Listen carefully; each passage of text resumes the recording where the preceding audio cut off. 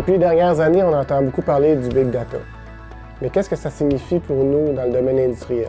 Est-ce que c'est possible de faire un parallèle avec les données opérationnelles? On remarque qu'il n'y a pas une solution one size fits all pour l'utilisation, pour la gestion des données.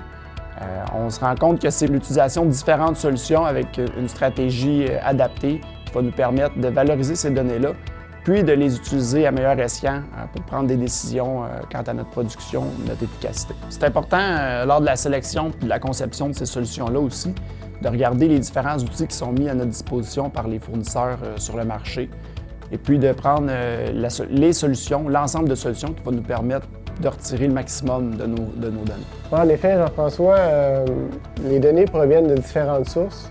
On peut parler de capteurs, on peut parler d'échange de données entre des applications, on peut parler aussi de simples fichiers ou saisies manuelles auprès d'une interface. Ce qui est important de comprendre, c'est qu'il faut choisir le bon outil pour valoriser ces données-là.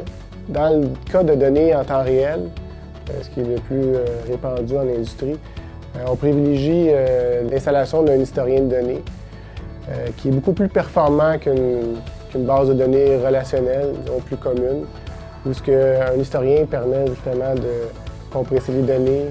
On peut parler aussi d'archivage de données. L'archivage est plus performant parce qu'on tient compte des exceptions et des déviations de la dernière donnée, ce qui est beaucoup plus performant. Puis tout ce qui est temporisation des données aussi. Toutes ces caractéristiques-là permettent d'avoir en fait une meilleure visualisation et des meilleures performances. Au niveau des données applicatives, puis des données, par exemple des données de laboratoire, ce qui est préconisé, c'est l'utilisation d'une base de données relationnelle. Ce type d'outil-là, si bien conçu, bien implémenté, nous permet d'assurer une cohérence puis une intégrité au niveau de toutes les données. Maintenant, si on pense à des outils pour faire des liens entre des données hétérogènes de différentes sources, l'entrepôt de données nous permet, entre autres, d'effectuer un filtre, un nettoyage de nos données, puis nous assure d'avoir une seule version de la vérité sur laquelle on peut travailler. Une stratégie de gestion de données opérationnelles est le premier pas vers une opération basée sur des faits et non sur des intuitions. Une fois cette stratégie établie, il ne vous reste plus qu'à planifier la mise en place et l'intégration des différentes solutions retenues. Si vous faites face à ce type de défi, appelez-nous.